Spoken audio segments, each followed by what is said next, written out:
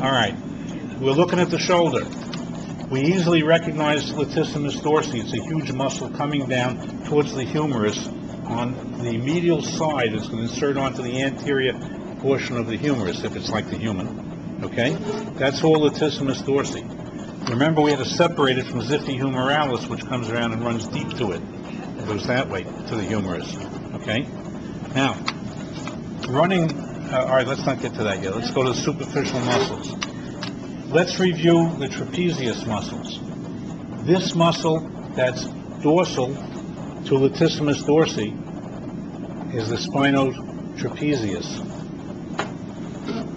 This broad sheet of muscle, which is cut here, coming down to the spine and acromion process, is the acromiotrapezius. This muscle over here is the clavotrapezius. Let me flip it over, you'll see it better. This is clavotrapezius over here. It's this one long sheet of muscle. The clavicle is right here that divides it into, the clavicle is right under here, and this long sheet of muscle from the clavicle to the head region, to the neck and head, is the clavotrapezius. From the clavicle onto the arm is the clavobrachialis. I can't see what your left. Clavobrachialis, from the clavicle to the arm. So it's the same sheet of muscle, but because the clavicle is there, it's named clavobrachialis, also known as clavodeltoid, and from the clavicle up, it's the clavotrapezius. So we've got that oriented here. Okay, now, coming from the neck vertebra to the scapula is a horizontally running muscle called levator scapulae ventralis. Levator scapulae ventralis. That's going to the scapula.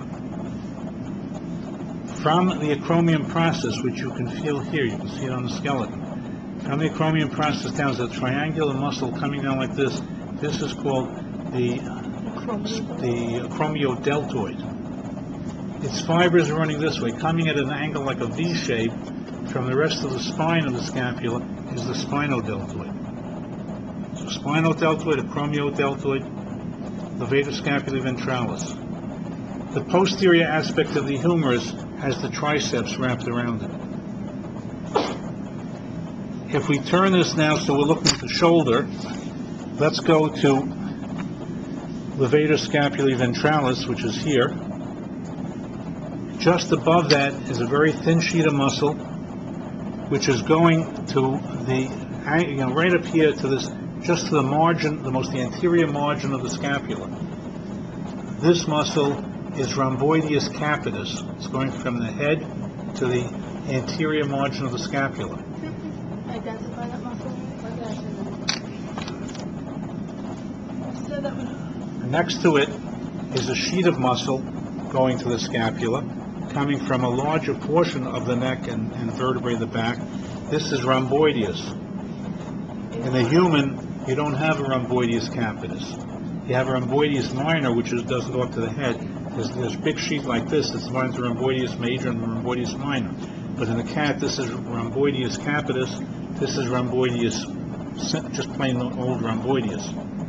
Now, if we look in the interval here, which is not a natural interval, this was accidentally created.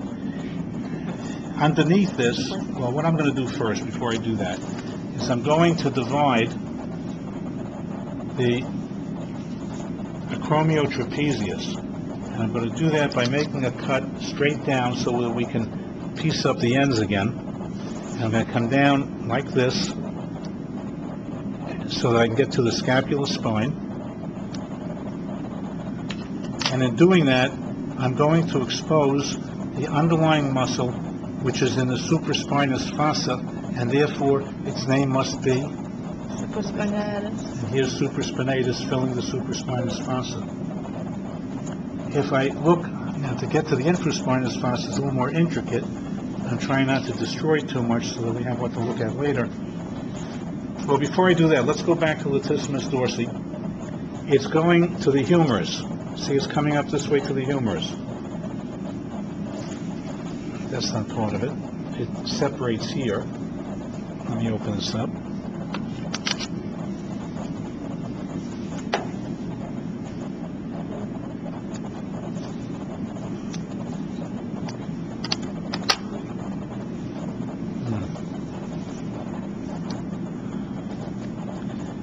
Okay, let's free this up where it's becoming tendinous. It's going to attach to the humerus. So is this is all latissimus dorsi coming to the humerus. Now I'm going to reflect it over a little bit. Take it off the muscle that's lying under it.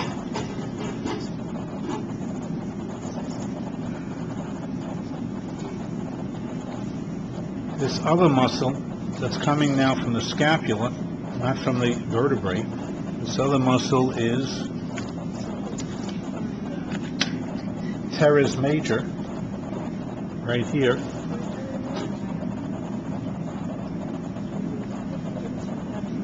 This is teres major right here, going parallel to latissimus dorsi towards the humerus.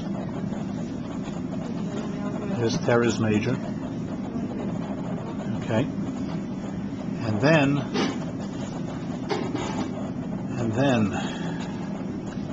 the only things left to show, well, let's see, infraspinatus is being covered by so much muscle here, I'm a little reluctant to cut it, but let me come in below the spine. I have some fascia here between acromiotrapezius and spinodeltoid. So let me try to open this up.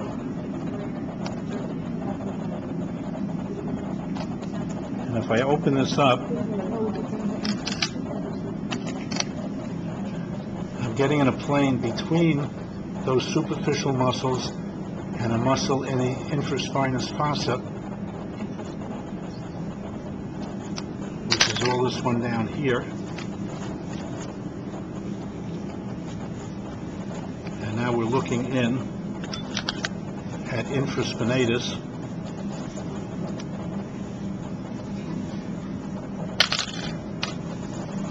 And the infraspinous fossa here.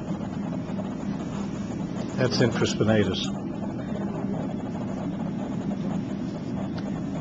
The remaining muscles to look at in the shoulder are going to be subscapularis, which, now you would think it's this stuff under the scapula, deep to the scapula, but there's another muscle that comes down from this border of the scapula, comes down, wraps around the rib cage, and attaches to the ribs. Now that muscle in the cat is called serratus ventralis, and in the human it's called serratus anterior. And where does it go? Well, we have to get to the rib cage to see it. And this is all fascia. Let me open this up.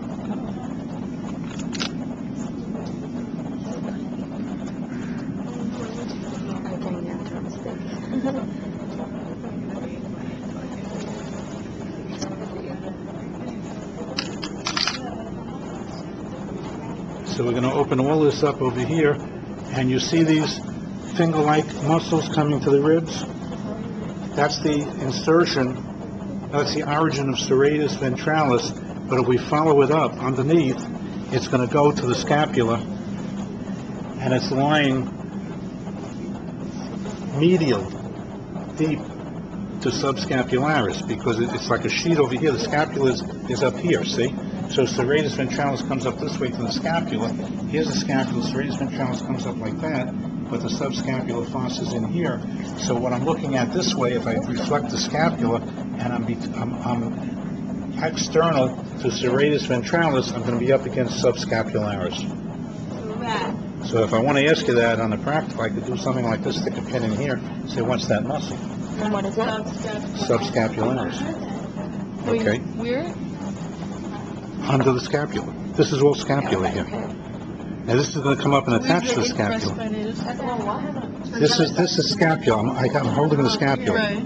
Okay. Oh, that's subscapular. So that's all of the shoulder muscles.